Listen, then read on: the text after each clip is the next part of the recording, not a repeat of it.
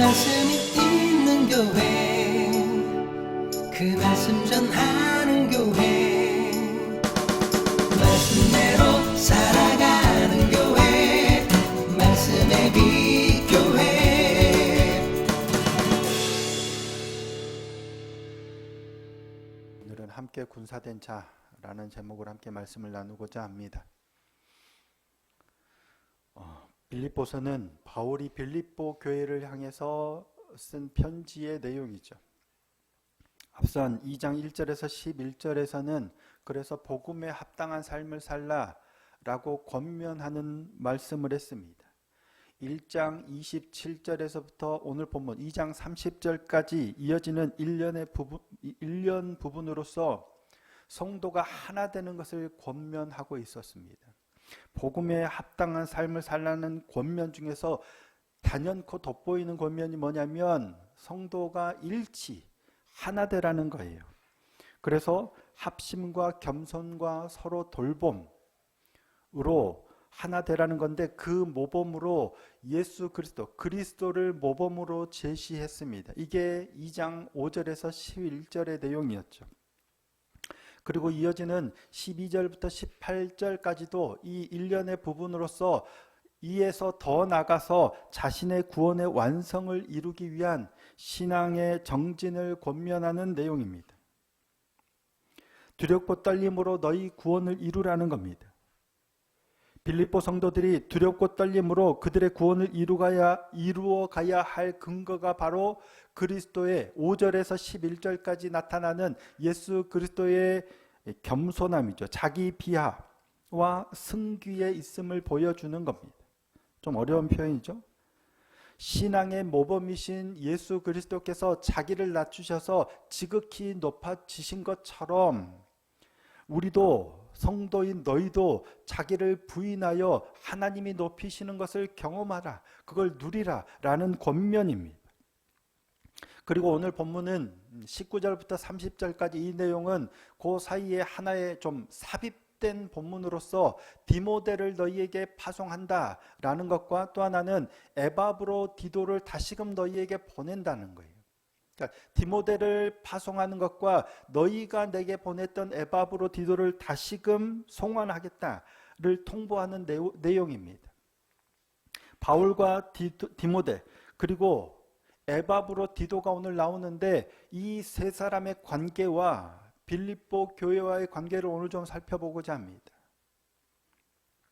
그들의 관계가 어떠한 모습이었는지, 왜 바울은 디모데를 보내고 왜 에바브로 디도를 보내고 그와 빌립보 교회와의 관계가 어떠한 것인지를 통해서 오늘 우리의 모습도 그와 같았으면 좋겠다라는 마음입니다. 그런 은혜가 있기를 소원합니다. 바울은 자신이 곧 풀려날 거라는 사실을 확신하고 있었어요. 하지만 아직 풀려나진 않았죠. 그래서 감옥에 갇힌 상태에서 빌립보 교회에 지금 편지하고 있는 거예요. 로마에 1차 투옥된 거라 아직 미결수입니다. 판결이 나서 완전히 갇힌 게 아니라 집에 거류하며 구금 상태에 있었지만 어찌됐든 자기가 갈 수는 없어요. 그래서 자기 대신에 누구를 보내냐면 디모데를 지금 보내는 거예요. 근데 디모데는 바울이 가장 신뢰할 수 있는 사람, 그리고 지금은 유일하게 신뢰할 수 있는 사람이다 라고 보내죠. 자, 19절 말씀 함께 한번 읽어보겠습니다. 19절입니다. 시작. 내가 디모데를 속히 너희에게 보내기를 주 안에서 바람은 너희의 사정을 알므로 안위를 받으려 함이니. 디모데를 보내는 목적이 뭐예요? 너희의 사정을 알므로 안위를 받으려 함이니. 디모데는 하나님의 명예라는 뜻의 이름입니다. 하나님의 명예. 그러니까 루스드라 출신으로 아버지는 헬라인이고 어머니는 유대인이에요. 그러니까 순전한 유대인의 혈통은 아니죠. 아버지가 헬라인이고 어머니가 유대인인 루스드라 출신인데, 디모데가 언제부터 신앙생활을 했냐면 경건한 외할머니 로이스 그리고 어머니 유니게로부터 어려서부터 성경을 배웠다라고 바울의 서신에 다 나옵니다. 그렇게 외할머니와 어머니에게 어려서부터 신앙교육을 잘 받아서 성경도 알았는데, 그때는 유대교인이었던 것 같아요. 나중에 바울을 통해서 신앙의 개종을 이룹니다.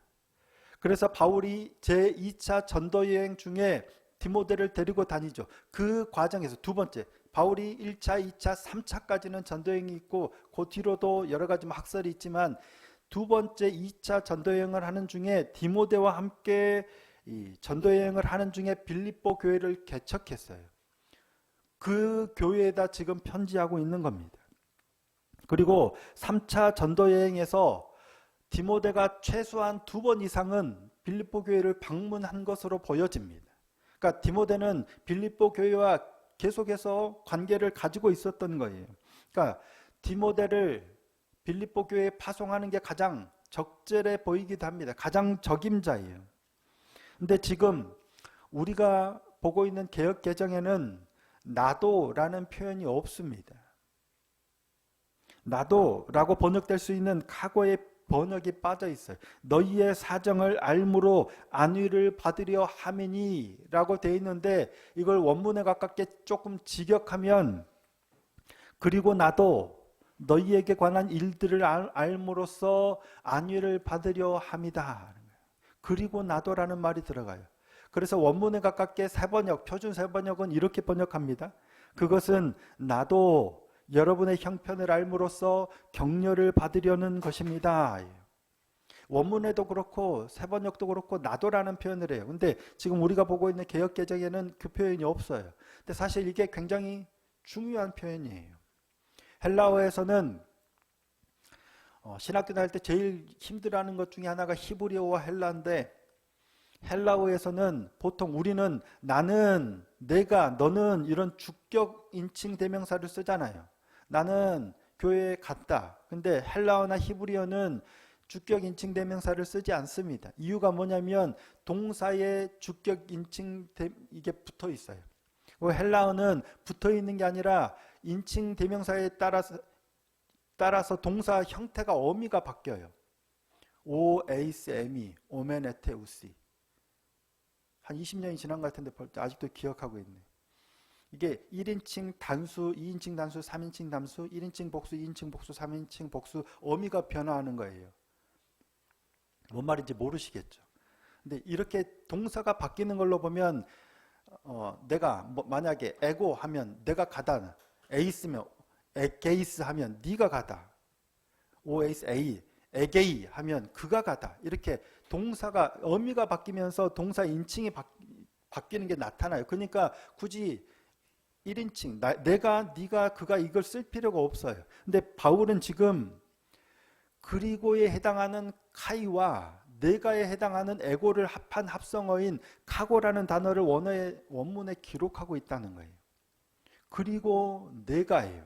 그리고 나도라는 거예요. 그거는 언제 쓰냐면 강조할 때 쓰는 거예요. 나도, 내가, 아니면 네가, 언제가 이런 걸 강조할 때 쓰는 거예요. 그러니까 지금 뭐냐면 나도 너희 사정을 알므로 안위를 받고자 한다는 거예요. 그 말은 뭐냐면 나도면 누구도예요. 먼저 너도예요. 디모데를 보낸 이유가 뭐냐면 디모데가 가서 너희가 먼저 내 소식을 듣고 위로를 받는 거예요. 그리고 나도 디모데가 너희 소식을 전해줘서 위로를 받기 원한다라는 거예요. 이게 별거 아닌 것 같지만 바울의 관심이 늘 어디에 있냐면 감옥에 갇혀서도 멀리 떨어져 있는 디모데 성도들을 이게 염려하고 있는 겁니다. 내가 말씀의 빛교회를 잠깐 떠나서 다른 데 가 있으니까 나는 여기만 신경 써. 너희 알아서 해가 아니죠. 어디에 가 있든 우리 성도인들이 어떤 상황에 있는지 늘 관심을 가지고 있는 거예요. 내 소식도 전하고 여러분의 소식도 받아서 서로 안위 받고자 하는 거예요. 그러니까 감옥에 갇힌 상태에서도 언제나 바울의 관심과 사랑이 너희에게 있다는 거예요. 빌립보 교인들에게 있다는 거예요. 자기가 개척했고 자기가 여전히 목회하고 있는 거기에 계속 사랑과 관심이 있다는 걸 보여주는 겁니다. 늘 그렇지만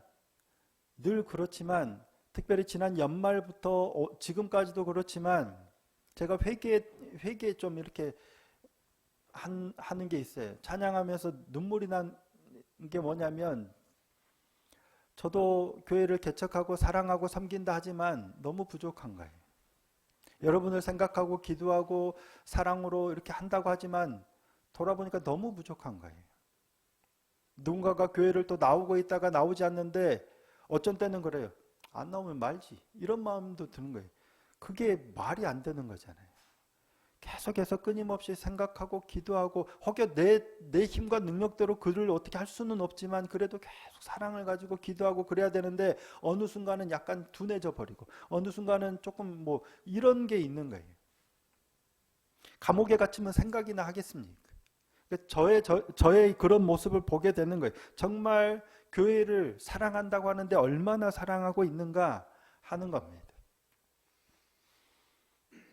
저의 사랑도 회복되고 채워지고 우리 말씀의 비교의 성도님들의 그러한 사랑도 채워지고 회복되는 그런 한 해가 되기를 소원하고 축복합니다.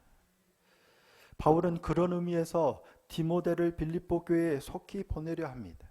그런데 왜 디모데를 보냈을까 하는 겁니다. 자, 20절에서 22절입니다. 디모데를 선택한 이유입니다. 함께 한번 읽겠습니다. 시작.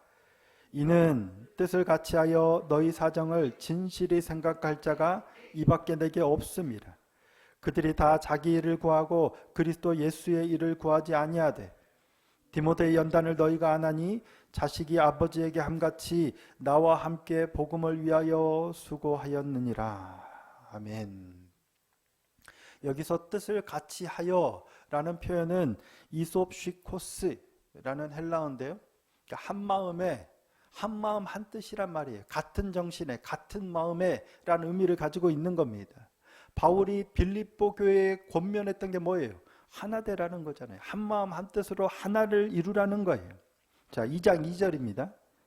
마음을 같이하여 같은 사랑을 가지고 뜻을 합하며 한 마음을 품며 시기와 질투하지 말고 한 마음 한 뜻으로 사랑하고 하나 되라는 거예요. 이게 바울이 빌립보 교회에 권면하는 가장 우선하는 거예요. 언제 한 마음이 되느냐? 겸손해야 된다. 그래서 예수 그리스도를 모범으로 제시한 거였잖아요. 근데 바울은 지금 디모데와 자기가 어떻다는 거예요? 하나라는 거예요. 뜻을 같이 하여예요. 나와 디모데가 같은 마음이라는 거예요. 그런 관계라는 거예요. 그래서 디모데를 너희에게 속히 보내려고 하는 거예요. 바울은 디모데를 가리켜 자기가 낳은 아들이라고 합니다. 그리고 여러 군데에서 자기 아들이라고 솔직하게 이렇게 언급합니다. 디모데전서 1장 2절입니다. 믿음 안에서 참 아들 된 디모데에게 편지하노니. 자, 고린도전서 4장 17절도 그렇습니다. 이로 말미암아 내가 주 안에서 내 사랑하고 신실한 아들 디모데를 너희에게 보내었으니. 바울의 친아들은 아니죠. 디모데의 아버지는 헬라인이에요. 바울은 결혼을 안 했어요. 자녀가 없어요. 그런데 여러 번에 걸쳐서 디모데를 자기 아들이라고 언급해요. 복음으로 낳은 아들. 믿음 안에서 참된 아들이에요. 정말 자기 아들로 생각하고 아들처럼 대우하는 겁니다. 빌립보 교회에 디모데를 보내며 그 이유에 대해서 뭐예요? 뜻을 같이하여 하나 되었다라는 건 내 아들이라는 거예요.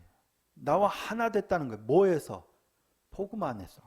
그래서 너희 사정을 진실히 생각할 자가 이밖에 내게 없다라고 말하고 있습니다. 너희 사정을 진실히 생각할 자가 디모데밖에 없다는 거예요. 그런데 진실히로 번역된 헬라어 원어도 어떤 뜻이 있냐면 결혼해서 얻으니 합법적으로 태어난이라는 의미가 담겨 있어요. 그러니까 결혼해서 나온 진실한 그거 뭐예요? 가족과 같은 어떤 그런 뉘앙스가 담겨져 있는 겁니다. 디모데가 빌립보 교회를 생각하는 마음은 자기 가족을 생각하는 거예요. 자기 가족을 친족을 대하는 그런 마음으로 지금 빌립보 교회를 대하고 있다는 것을 표현하고 있는 거예요. 다른 사람들은 다 자기 일을 구하지만 디모데는 그렇지 않아요.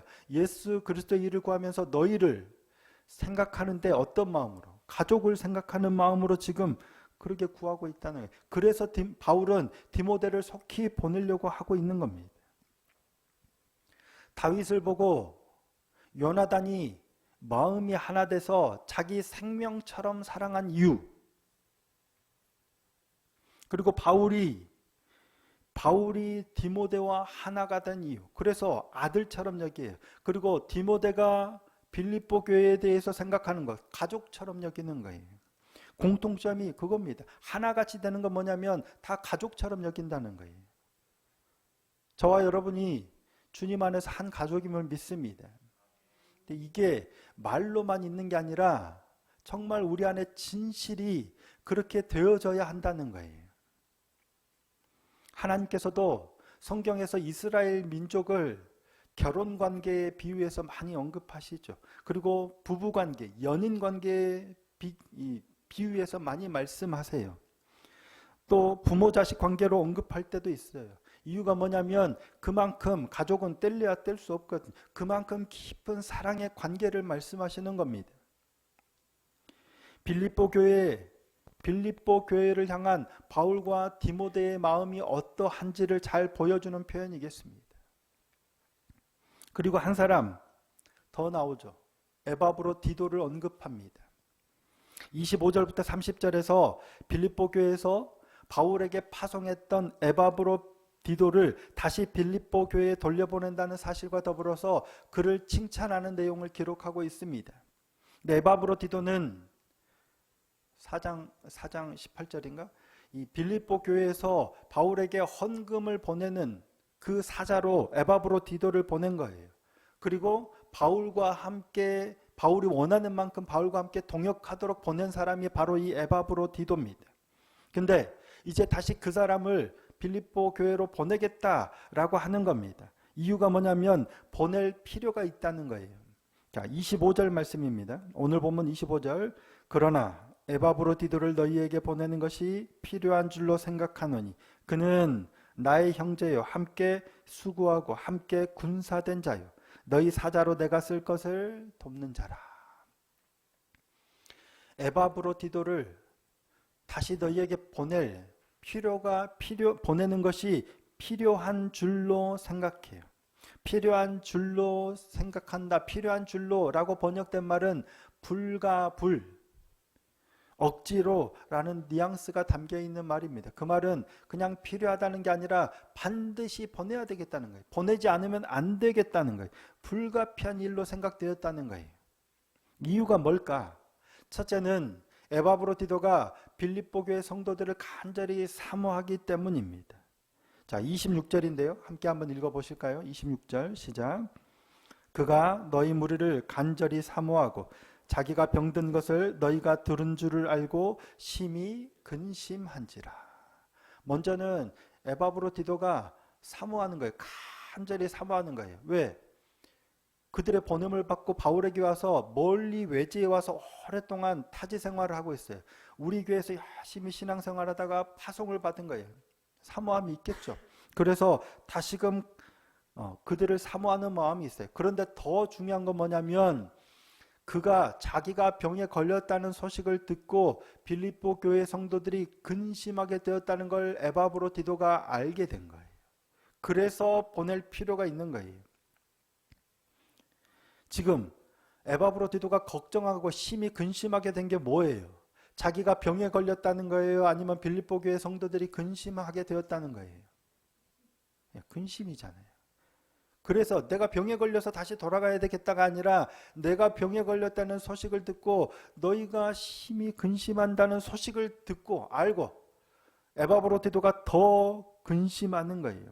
내가 아픈 것보다 이를 알고 걱정하는 여러분이 걱정이 되는 거예요. 보통 누가 그래요? 우리 어머니 아버지들은 자녀들이 그럴 거고 자녀들은 부모님이 그럴 거고 보통 전화가 오면 제일 먼저 부모님이 뭐하냐? 별일 없냐? 그죠? 다른 것 용건이 있어서도 전화하지만 보통은 가장 먼저 멀리 저도 부모님이 광주에 계시고 저는 부산에 있고 전화하시면 뭐하냐? 별일 없냐? 네, 별일 없어요. 별일이 없기도 하지만 별일이 있다고 그냥 툭 얘기 안 하잖아요. 아이고 아파요. 돈이 없어요. 안 합니다. 별일 없다고, 아무 일 없다고. 정말 필요할 때는 기도해 달라고 말씀을 드리긴 하지만 쉽게 얘기하지 않습니다. 왜? 내가 아프고 내가 힘든 걸 얘기하면 더 걱정하실 걸 아니까요. 그래서 내가 참고 버틸 만큼 버티다가 얘기하는 거예요. 그게 가족, 부모 자식 간의 관계고 형제 간의 관계고. 그래서 바울은 빌립보 교인들의 근심을 덜어주려고 에바브로디도를 급히 다시 보내려고 해요. 왜? 하나님께서 이 에바브로디도가 병에 걸려 죽을 뻔했는데 회복시켜 주신 거예요. 빌립보 교회 성도들이 근심하는 걸 아니까 에바브로디도도 근심하니까 얼른 나았다는 사실을 알려서 뭐예요? 기뻐하도록 보내는 겁니다. 중요한 건 뭐냐면 바울과 빌립보 교회와의 관계, 바울과 디모데와의 관계, 에바브로디도와 빌립보과의 관계, 공통점이 있어요. 느끼셨겠지만 다 서로를 가족처럼 그렇게 생각한다는 거예요. 그래서 바울은 에바브로디도를 그는 나의 형제요, 함께 수고하고 함께 군사된 자요, 너희 사자로 내가 쓸 것을 돕는 자라 표현한 겁니다. 사역이고 돕고 군사고 다 필요하지만 가장 우선한 건 뭐예요? 내 형제예요. 내 가족이에요. 내 식구라는 거예요. 오늘 우리도 하나님 안에서 이와 같은 마음을 회복하고 이루어가는 저와 여러분이 되기를 소원하고 축복합니다. 그래요. 목사니까 성도님들이 기도 부탁을 하면 그럼 열심히 기도해야죠. 그런데 그걸 더 지나서 이런 마음을 품었으면 좋겠습니다. 그냥 품는 게 아니라 되었으면 좋겠습니다. 내 가족이, 내 식구가, 내 형제가, 내 부모가, 내 자녀가 아프니까 밤을 새워가며 눈물로 기도하는 것처럼 그런 관계가 되었으면 좋겠습니다. 그러기를 바라지만 아직도 제가 너무 많이 부족한 것 같아요. 그래서 하나님의 은혜가 더 필요합니다. 저도 여러분을 위해서 기도하지만 여러분도 저의 그러한 부분을 위해서 기도해 주시기를 바랍니다. 우리 안에 여전히 아픔과 문제들이 많습니다. 해결돼야 될 문제들이 너무 많죠. 평안한 가정이 한 가정도 없어요. 그렇죠? 누구나 다 가지고 있는 문제들이 다 있습니다. 서로 알고 심히 근심하지만 이게 근심으로 끝나는 게 아니라 그래서 서로를 위해서 더 아파하며 기도하고 그렇게 하나님의 긍휼하심을 구하는 관계가 되기를 소원합니다. 그러할 때 하나님께서 죽어가는 그도 살리셔서 빨리 보내서 이 소식을 빨리 전하고 함께 기쁨으로 회복하고 기쁨으로 찬양하는 그런 가족이 되기를 소원합니다. 우리 말씀의 빛 교회뿐만 아니라 하나님을 믿는 교회의 모든 성도들이 이처럼 하나님과의 가족관계 그리고 우리가 그 안에서 가족관계 형제처럼 부모 자녀처럼 그렇게 서로 사랑하고 그리함으로 기뻐하고 기뻐하는 일들이 더 넘쳐나는 올 한 해가 되었으면 좋겠습니다. 이제 3주 지나죠. 그 소망을 가지고 더 함께 열심히 기도하고 믿음의 길을 걸어가서 올해가 마쳐질 때는 더 감사한 제목이 넘치고 서로 기뻐함이 넘쳐나는 그런 복된 한 해가 될 수 있기를 예수님의 이름으로 축복합니다.